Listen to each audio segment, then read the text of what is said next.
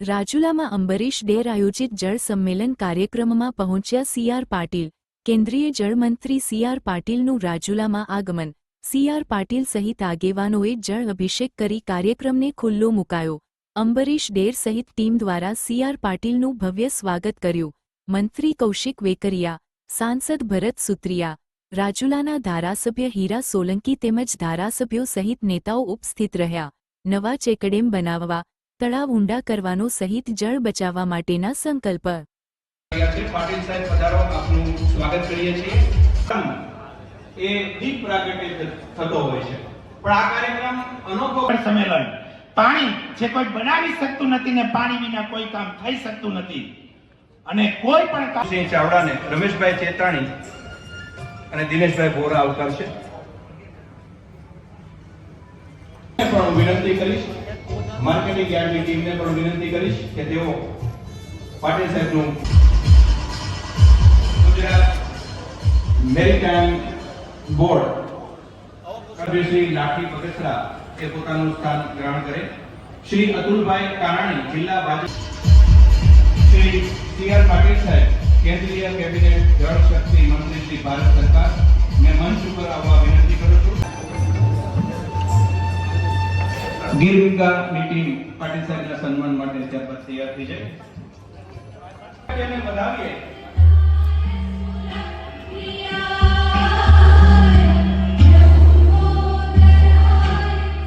આયોજિત જળ સંમેલન કાર્યક્રમમાં ઉપસ્થિત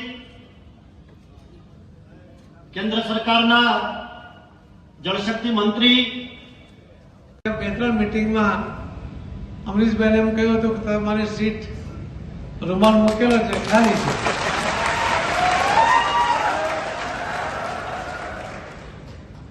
પણ ઘણા હોય છે કે ચાલુ બસે ચડી જતા હોય છે અને ઘણા એવા હોય છે કે ઉભેલી બસે બસ ચૂકી જાય. અમરીશભાઈ સામેથી કીધું તો પણ નહીં.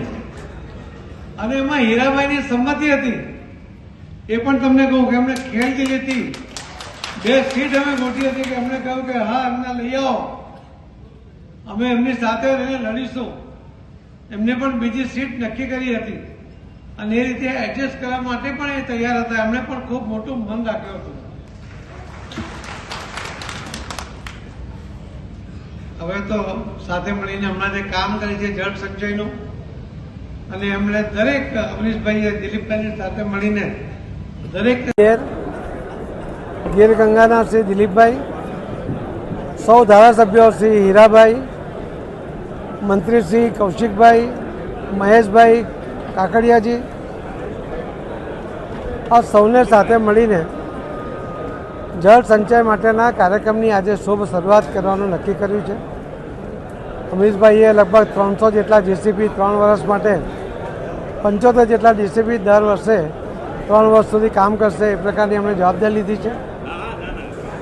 આજે અમરેલી જિલ્લાના કેટલાક ઉદ્યોગોએ પોતે પણ CSRમાંથી જળ સંચયના સ્ટ્રક્ચર બનાવવા માટેનો આજે જવાબદારી લીધી છે. રાજ્ય સરકારને મનરેગામાંથી મળેલા પૈસામાંથી પણ ગુજરાતમાં લગભગ 4,000 કરોડ રૂપિયા હજુ વાપરવાના બાકી છે. એ પૈકી અમરેલી જિલ્લાના ભાગમાં આવેલા પૈસા, મનરેગાના પૈસા પણ જિલ્લા કલેક્ટરશ્રી દ્વારા આ જળ સંચય માટે વપરાય એવી પણ એમણે ખાતરી આપી છે. અનેક અલગ જગ્યાએથી માન્ય શ્રી કૌશિકભાઈ પટેલે એમના રાજ્ય સરકારના ફંડમાંથી પણ લગભગ 45 ગામોમાં તળાવો ઊંડા કરવાનું કામ એમણે પણ શરૂ કર્યું છે. આવનારા દિવસોમાં હજુ પણ આવા નવા કામ ચાલુ થઈ રહ્યા છે. માનનીય પ્રધાનમંત્રી શ્રી નરેન્દ્રભાઈ મોદી સાહેબ કે એમણે પાણીનો એક સંકલ્પ લઈને જેમ સર્વાંગી વિકાસની વાત તો કરતા જ હોય છે, પણ સૌથી વધુ ભાર એમનો પાણી માટે હોય છે કે જળ સંચયનું મહત્ત્વ એ સમજે છે.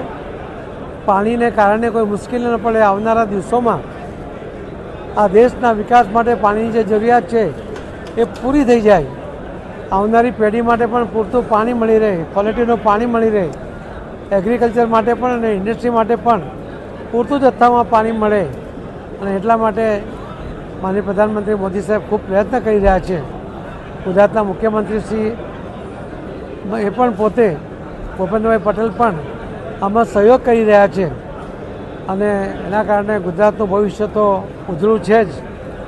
પાણીની કોઈ તકલીફ ગુજરાતમાં ન પડે, પરંતુ મોદી સાહેબનું તો સપનું છે, એનો સંકલ્પ છે કે આખા દેશમાં કોઈ પણ જગ્યાએ કોઈ પણ ગામમાં કે ખેતરમાં પાણીની તકલીફ નહીં પડવી જોઈએ. ને એટલા જ માટે મોદી સાહેબ કહેતા હોય છે કે ગામનું પાણી ગામમાં, સીમનું પાણી સીમમાં. ને એ સંકલ્પને અમલમાં મૂકવા માટે પૂરી તૈયારી સાથે એ કામ કરી રહ્યા છે.